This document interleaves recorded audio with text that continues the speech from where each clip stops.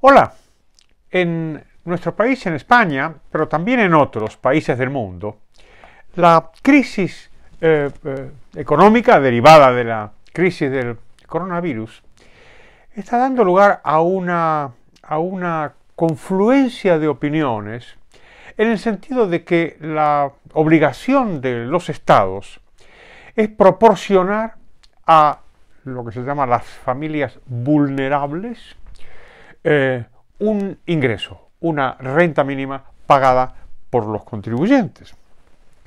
Y me gustaría reflexionar un poco sobre eso, porque me parece que se cometen bastantes equívocos, ¿no? En España la propuesta es que esta renta beneficie a 1 millón de personas. Más o menos son las familias que tienen a todos sus integrantes en paro. Y hay algo más de medio millón que no tienen ninguna clase de ingresos. Lejos de mi espíritu, por supuesto, decir que no hay que hacer nada con esas familias, hay que hacer mucho. Mi duda es si la solución de la renta mínima ha sido analizada como merece, es decir, con cuidado, con mucho cuidado. Normalmente, los análisis que se hacen sobre este tipo de subsidios apuntan esencialmente a sus consecuencias. Una consecuencia clásica, bueno, tan clásica que ya debe tener como 200 años, una cosa así, cuando los ingleses en la década final de 1820, principio de 1830, revisaron la legislación de las leyes de pobres, que efectivamente se modificó en 1832. Ya hablaron entonces del problema de los incentivos, es decir, si uno da un subsidio a una persona, si ese subsidio se acerca a lo que puede ser un salario corriente, el subsidio opera como un desincentivo. Es lo que se llama la cultura del subsidio, en lugar de tener cultura del trabajo. Así que llevamos ya 2 siglos hablando de este asunto y yo no lo desprecio. Yo creo que efectivamente existe esa posibilidad de petrificar a las personas y que no busquen empleo. Pero hay también otras dimensiones, ¿no? Me parecen más importantes que esa. La primera es, ¿por qué hay tanta gente que necesita un subsidio? Porque no tiene empleo. El paro es el problema. En cambio, si usted se fija, señora, es curioso esto, ¿no? Porque parece como si los políticos dieran por sentado el paro. Es decir, como el paro está ahí, entonces pues hay que ayudar a los parados. Esto no parece muy acertado, ¿no? Porque el paro no está ahí porque sí, ¿eh? Me dirá usted, ¿ha aumentado con el virus? Pues sí, claro, obviamente. Pero antes también era muy alto, ¿eh? Es que en España tenemos un paro que es mucho más alto que en los demás países de Europa. De tal manera que cuando la economía va bien, como ha ido bien hasta hace no muchos años, el paro en toda Europa disminuye, pero en España no disminuye tanto, ¿eh? Es decir, tenemos un diferencial de nuestra tasa de paro con respecto a Europa que es un diferencial elevado. Y eso, por supuesto, no es culpa de los parados, ¿eh? Eso es culpa de nuestros gobiernos. Esto es culpa de los gobiernos que han mantenido un mercado de trabajo que es muy intervenido, no se han atrevido a liberalizarlo, entonces lo han segmentado y de ahí la cantidad de trabajadores a tiempo parcial, es lo que se llama el trabajo precario. Los mismos sindicatos que se quejan de la precarización del trabajo nunca piden lo que habría que pedir, que es liberalizar el mercado de trabajo para que todos los trabajadores tengan un puesto fijo, que es lo que tendría todo el mundo si no fuera tan costoso contratar y sobre todo despedir. O sea que el primer punto es la cuestión del desempleo. Aquí parece que los gobernantes no tienen ninguna responsabilidad y su única responsabilidad es pues entregarle a la gente un subsidio bajo la forma de renta mínima. Ese es el primer punto. El otro punto es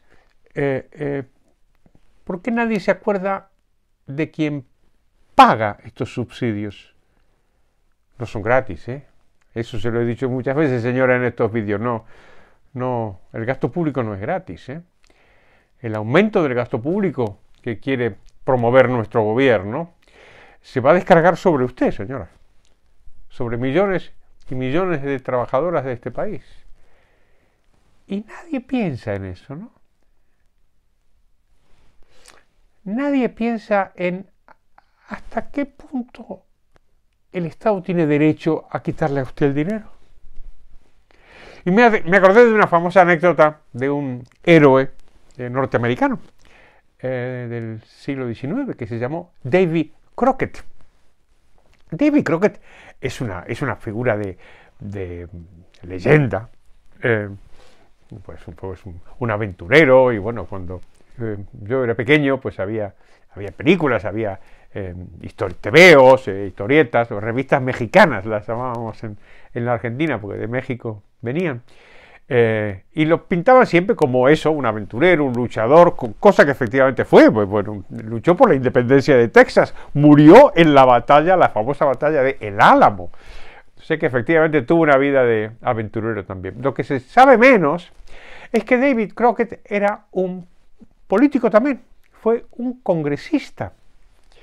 Y en el Congreso fue un hombre que se destacó por su rigor a la hora de que el Estado contuviera sus gastos y sus impuestos.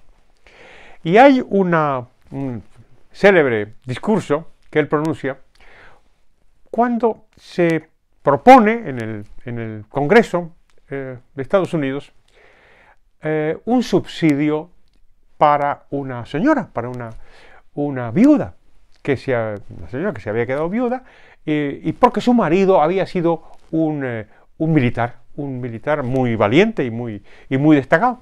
Y entonces se propuso en la reunión, en el pleno del Congreso de Estados Unidos, un subsidio para garantizarle a esta señora, pues, esta viuda, pues un bienestar. Y Davy Crockett se opuso. Estaba en principio en minoría, porque la mayor parte de los demás parlamentarios habían dicho que les parecía bien. Y entonces elabora un discurso, se plantea un debate. Davy Crockett le dice, bueno, pero vamos a ver, esto es injusto, puesto que hay muchos otros militares que se han desempeñado también con heroísmo, y sin embargo no estamos votando un aumento del gasto para sus viudas. Y entonces se entabla así una discusión, y de pronto Davy Crockett llega a la cuestión de fondo, ¿no? Y es que se dirige al presidente y a los parlamentarios y les dice: ustedes no pueden dar este dinero. Y le pregunta, ¿y por qué? ¿No? Y responde Davy Crockett: porque no es suyo. It is not yours to give. Esta idea de que hay que respetar el dinero público porque el dinero público es de la gente, al revés de lo que dijo Carmen Calvo, que el dinero público no es de nadie, no es de nadie, no. Claro que sí es de alguien, es suyo, señora. Es de los hombres y mujeres de España, ¿no?, que pagamos impuestos. Pero este argumento de Davy Crockett, oiga, usted no puede usar ese dinero porque no es suyo, me parece que apunta a un respeto muy profundo por los bienes de las personas que nuestros políticos lamentablemente no tienen, ¿no? Y termino con una noción que tiene que ver con la ayuda a nuestros semejantes. Recuerda, señora, que le dije que por supuesto tenemos que hacer algo, todos nosotros tenemos que hacer algo por nuestros semejantes. Esa es la verdadera justicia social, ¿no? y es que tratemos con justicia a nuestros conciudadanos, muy particularmente a los que están pasando por una situación complicada. Pero la obligación, señora, es nuestra, ¿eh? Es decir, nosotros tenemos que ser justos con los demás.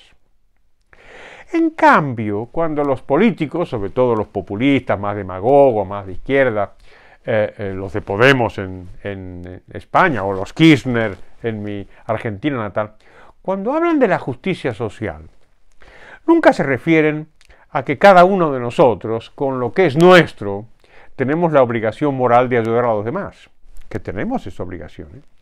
Nunca se refieren a eso. Llaman justicia social a que el Estado le quite a usted, señora, lo que es suyo y después lo reparta. Entonces aquí yo creo que tenemos una objeción, ¿no? Que podría decir David Crockett al señor Pablo Iglesias o Pedro Sánchez: "It is not yours to give", ¿eh? No es su dinero, ¿no? Entonces sí, efectivamente tenemos una obligación, todos nosotros, de ayudarnos unos a otros, particularmente a los más desfavorecidos. Pero de ahí a decir que lo bueno es que le quiten a usted el dinero, señora, eso ya me parece muy cuestionable. Hasta pronto.